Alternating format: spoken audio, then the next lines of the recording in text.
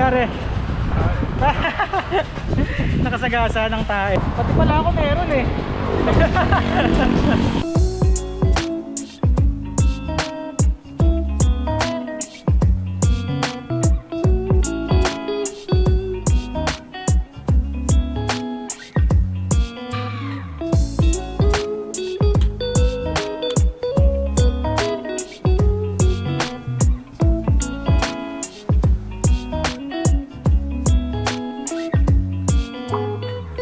Kumusta mga ka-GV? Meron tayong bagong bike shop na pupuntahan. Matagal ko na itong gustong bisitahin, kaya lang wala akong chance na mapuntahan kasi medyo malayo. Right now on the way tayo sa Cool Stuff sa May Laloma. And kasama natin ngayon si Miko, kikitain ko lang siya. Tatawid tayo dun sa bagong flyover, yung sa BGC Pasig na bridge. Tapos tingin-tingin tayo ng mga bikes available, especially mga commuter bikes saka folding bikes, pati na rin yung mga accessories na pwede makuha sa kanila. Ito na.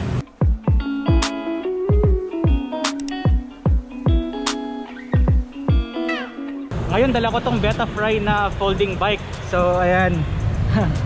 Ito yung pambiyahe ko ngayon. Ito yung magiging commuter bike / errand bike. Kaya ngayon meron akong bibiling accessory dito na immediately makabit na rin.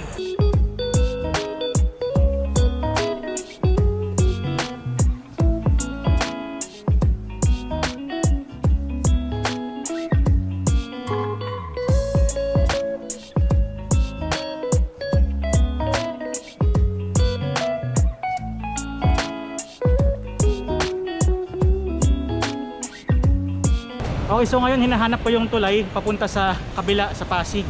Sabi dito raw sa may ano yun eh, malapit sa Uptown, bandang JP Rizal. So tupukin ko na lang yung lugar, tapos pag nandun na saka na ako mag-search. O yun, magtatanong-tanong na lang siguro.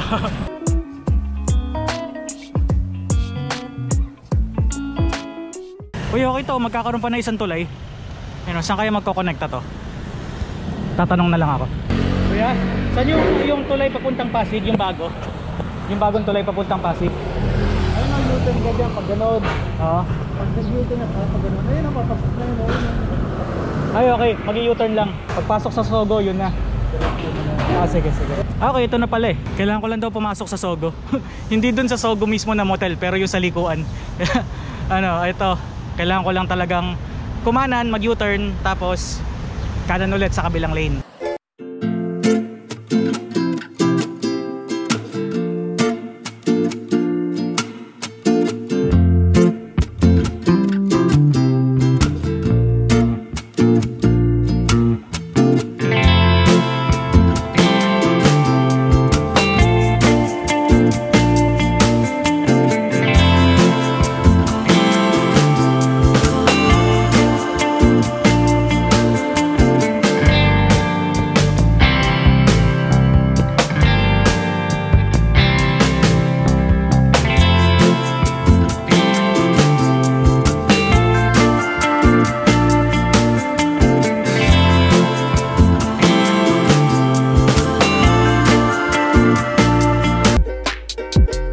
Okay, yun na yun, maikli lang talaga at saka ang konti pa lang ng dumadaan. So ang usapan namin ni Miko, dito kami sa baba makikita. Kaya hinto lang ako rito, tapos hintayin ko siya.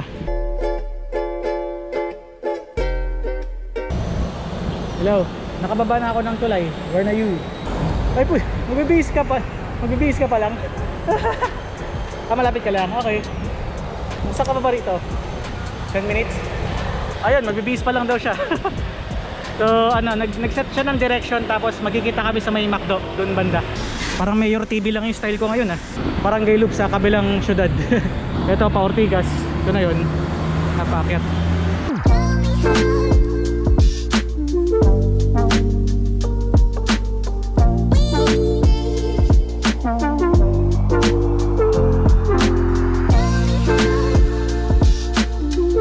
Grabe, nakakatuwa, pioneer na pala. Ang galing lang kasi dito lang din ako nagte-therapy sa may Sparta, sa may Cardia Olympia. Along this street lang. Si Miko, malapit lang din doon, tawid lang. Tapos mga 5 to 10 minutes daw nandito na siya. So hintayin na lang natin.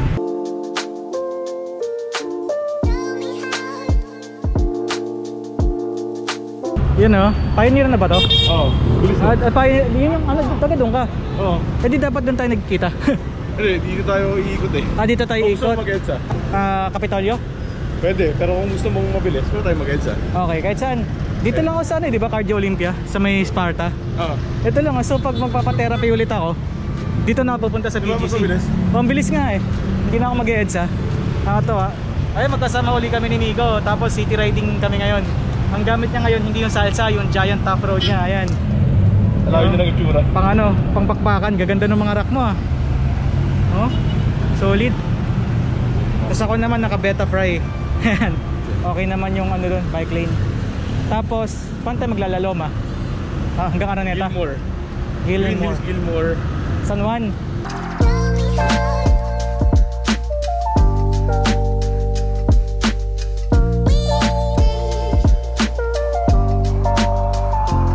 Napalapit na siya sa BGC dahil doon sa tulay. Panay na milk tea mo niyan. Dito ka nagja-jogging. Yan si Miko dito na rin nagja-jogging na rin. Pero mataba pa din. Pero mataba. Okay lang yan, unti-unti. Pero pagkatapos milk tea. Oo, dami dyan eh sa green tea. Wala din, may udang pa. May utang pa. 300 calories sunog. 500 500 yung yung babalik. Ang galing, Greenfield na pala. Shit, ang bilis. Nakakatawa naman. Greenfield na kaagad, tapos konti na lang EDSA na.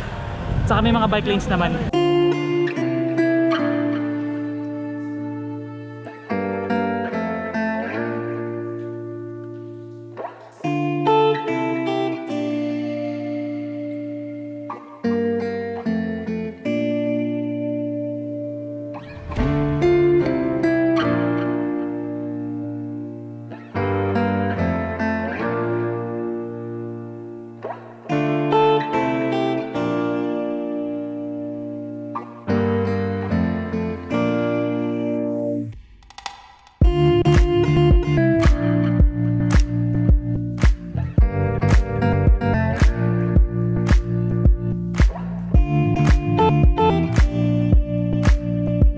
Okay, naalala ko na. Pwede tayo dumiretso na. Pwede dumiretso pa. Robinson's Magnolia na.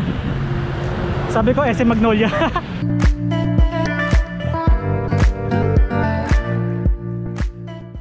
So kasalukuyan kami nasa New Manila ngayon.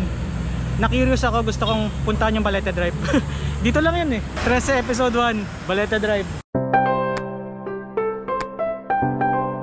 Ayan, ito na pala. Pwede naman pala tayo lumusot dito. May lusutan naman dito eh, two-way. Yan, nandito na kami sa Balete Drive. Wala pa yung mga night shift na mumu. Normal lang siya na street, saka ang haba rin pala nito.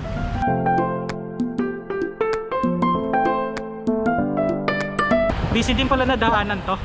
Yan, kasi may tupok dito papuntang E. Rodriguez eh. Ano rin, buhay na buhay, tapos may mga nakatira. Buhay na buhay, tapos may nakatira. Lalong lalo sa gabi.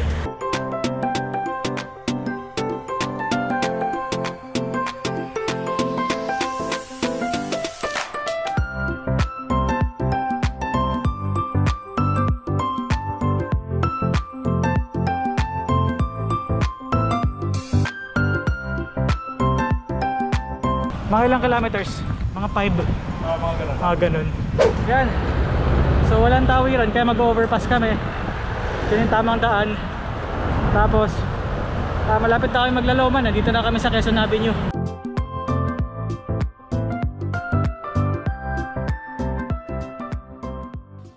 Yan, malapit na kami sa Cool Stuff dito sa may Laloma. Ito na. Ito na pala. Sabi ko malapit na, ito na pala. Ganun pala siya.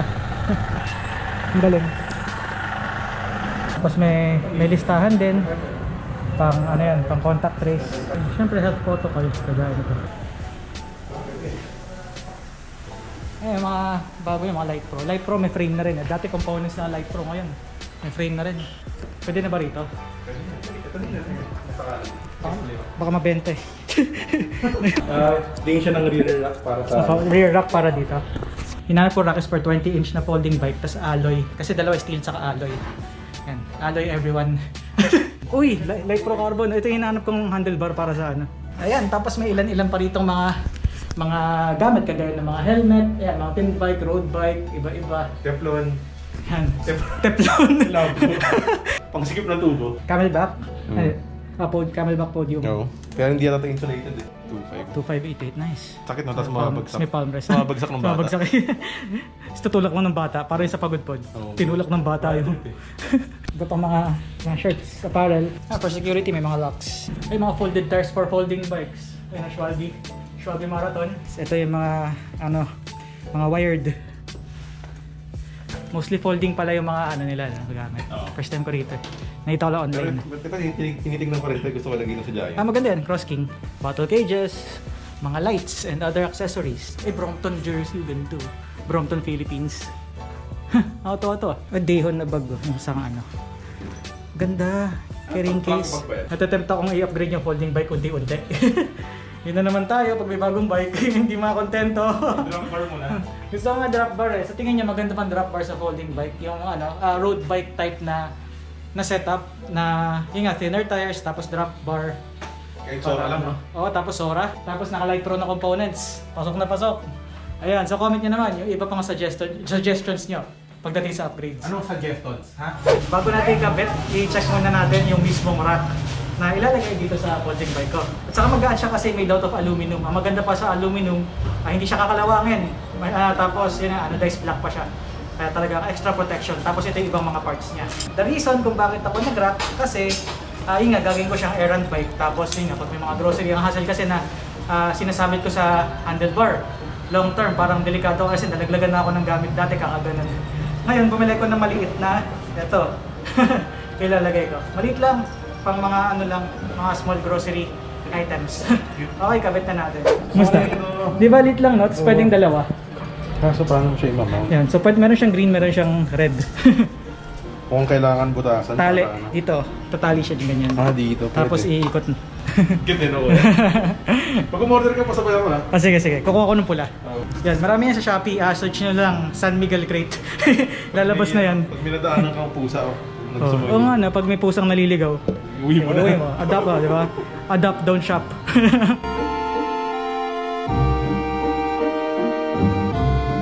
Tapos yung mounting points nito, dito sa loob. Nasa loob yung mounting points. Tapos meron din dito sa ilalim. So dyan na lang kami pipihit-pihit. Tapos meron kami mga dalang mga Allen key. Kamukha yung materialis nung sa'yo, no? Oo. Bukod dun sa rack, kukuha na rin ako itong tali.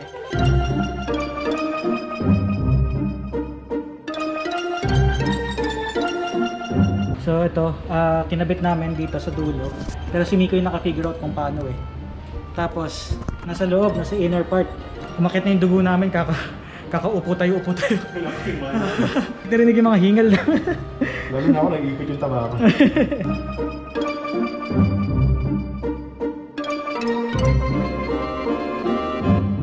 Yan, kaya dapat talaga nagdadala ng sariling tools. Ang maganda pa kay Miko, meron siyang dalang extra bolts. Kasi pag long ride daw, tama nga naman, if ever may aberya, at least meron siya.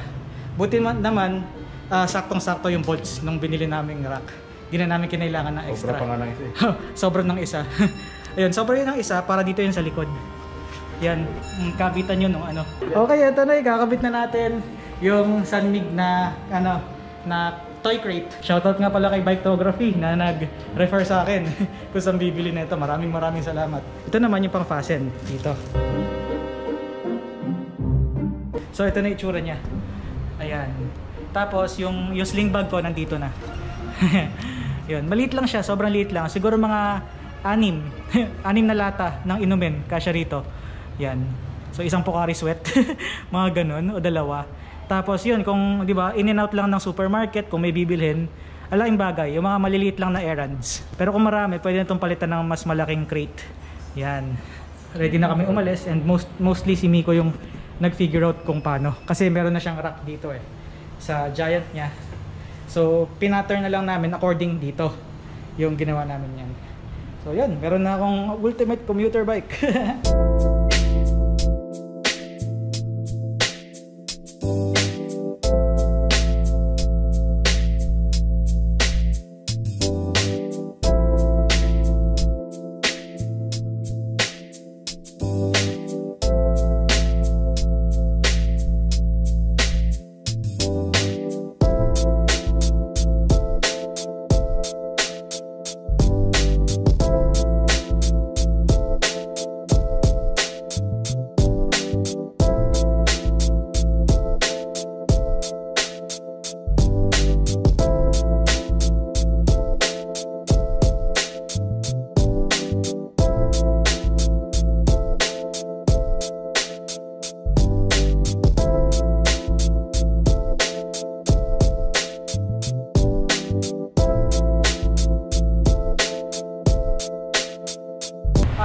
namin is Roas Boulevard.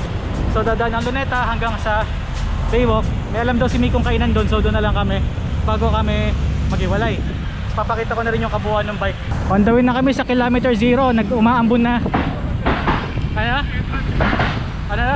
Ay, mali. Ito pala ang entrance. Buti nakita. Umaambon na, tapos sasalubungin namin yung mismong ulan. Pero on the way naman pa uwi. Pwede ko yung diretsuhin to hanggang sa Parañaque. Ito na, kilometer 0 na. Nag-Manila tour tayo ah. Semi Manila tour. Yan, ang ano natin, Pambansang Bayani. Quarantine facility pala tong Quirino. Ayan ah. Wide ng truck ah. Okay, ito na pala yung Dolomite Sand na beach. Ayan ah. Ongoing pa rin yung construction kaya hindi pa pwedeng pumasok. Ayan, pero natatanaw na rito.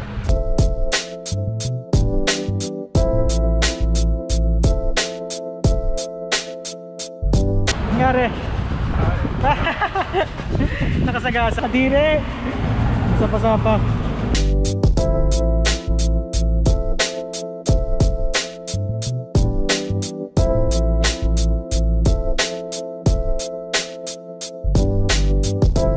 Okay, finally, nandito na kami sa Harbor Square. Medyo malakas na yung hangin. So ito na yung bagong rack tsaka bagong crate. So kumuha ko itong maliit na San Miguel na crate. Tapos nandito na yung mga gamit ko.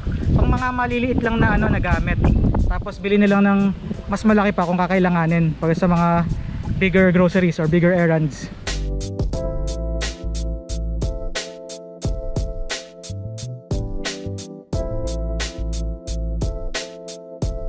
So yun yung ride namin around Metro Manila, mostly QC tsaka yun nga Manila din, and pabalik na kami sa kanya-kanya namin mga bahay. Kakain lang kami ni Miko tapos maghiwalay na kami. Para sa directions, ililink ko na lang yung Strava ko sa description, tapos check nyo na lang sa Facebook page nila. That's it, thank you for watching, maraming salamat sa panonood. Si Miko magsi-CR lang. Kumusta naman? Okay naman, no? Okay lang. Isipat ko lang kung mayroong debris. May S. In fairness, no, ang sturdy. Ito wala oh, since kanina pa. Mas magaan pa. Saka maliit lang yung yung rack kaya hindi naman siya malala. May nagpapa-shoutout pala. Sino? Mark De Leon. Mark De Leon. Shoutout sa'yo. Nag-PM siya sa akin. Shoutout ako. Kaibigan mo? Taga saan? Walang Kaibigan mo, di mo alam kung taga saan. That's it, thank you for watching. Maraming salamat sa panonood. Please subscribe now, click the bell button para ma-notify kayo agad. That's it for today. Ride safely.